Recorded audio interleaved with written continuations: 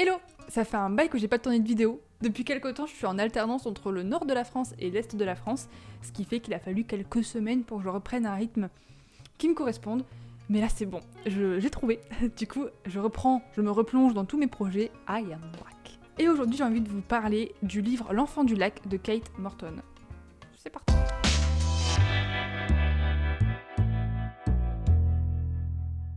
Kate Morton, c'est une auteure australienne qui est titulaire d'une maîtrise en littérature victorienne et doctorante carrément du gothique dans la littérature contemporaine. Et ça peut paraître anecdotique, mais ça l'est pas, puisque ça contribue clairement à planter le décor du livre dont je vais vous parler.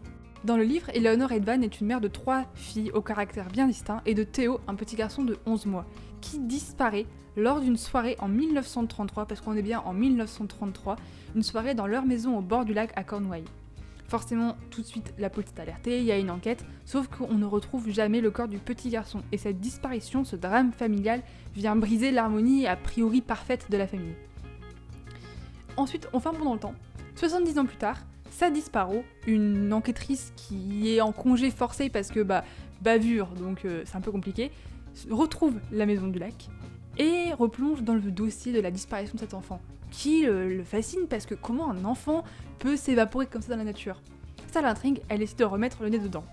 Et c'est là que du coup toutes ces problématiques personnelles, professionnelles viennent se mêler, se confondre avec l'enquête, et des vieilles fêlures viennent se raviver, mais pas que dans sa vie, mais aussi dans celle des sœurs Edvan, qui sont toujours en vie à ce moment-là. Alors ce livre, c'est un livre qu'on m'a offert pour Pâques, et c'était une agréable surprise, parce que je le connaissais pas du tout, j'avais jamais entendu parler de ce livre. Au début j'avais un peu peur, parce que je suis pas une fanat de longues descriptions, et dès le début d'un livre, on tombe sur de longues descriptions. Donc je me suis dit, ouh, ça va être long.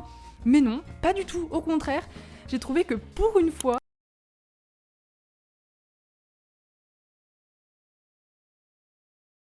peut-être que je suis exagérée en disant ça, mais pour le coup, j'ai vraiment senti que les descriptions apportaient une réelle plus-value à l'histoire, en matérialisant tout un univers un peu onirique, presque fantastique en fait, qui est décrit dans le roman.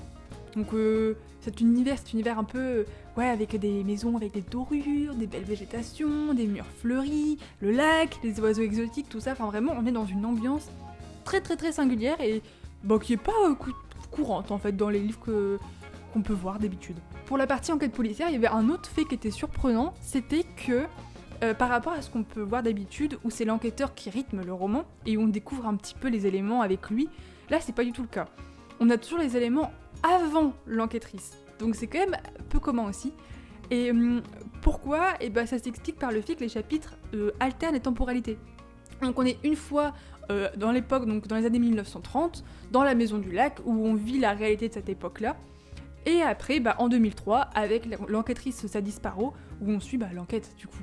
Et donc du coup c'est à la fois surprenant, mais ça contribue aussi à rythmer le livre, et ça nous tient toujours un petit peu en haleine, on est en mode on sait, elle découvre, mais en fait ce qu'elle va découvrir, ça va contredire ce qu'on a vu juste avant, enfin bref ça crée tout un rythme qui est sympathique et qui nous balade un peu du début jusqu'à la fin.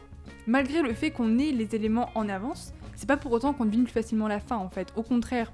C'est-à-dire que tout du long, on se dit « mince, je pense avoir compris ça, ok, j'ai capté », mais en fait non, on n'a pas capté, on se rend compte qu'il y a des incohérences, du coup notre idée ne fonctionne pas, ne tient pas debout, et au final, on s'est se balader comme ça, de rebondissement en rebondissement, en découverte, jusqu'à la fin, que j'ai trouvé assez chouette et belle, c'est une belle fin.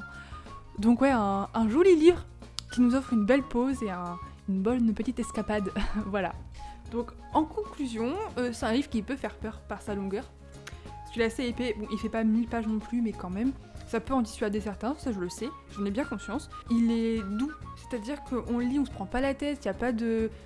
C'est pas un livre qui est torturé en fait, c'est juste un beau livre, il nous propose une belle expérience de lecture, un beau voyage dans le temps, Et donc oui, voilà, je le recommanderais à peu près tout le monde, mais surtout aux friands de soit de policier, soit de romance, parce que dans tous les cas, ça change, c'est une romance un peu particulière, et c'est un policier un peu particulier, donc ça vaut la peine. Voilà. Sur ce, je vous laisse avec 2 citations extraites du livre, et je vous retrouve dans 15 jours. D'ici là, prenez soin de vous. Tchuss.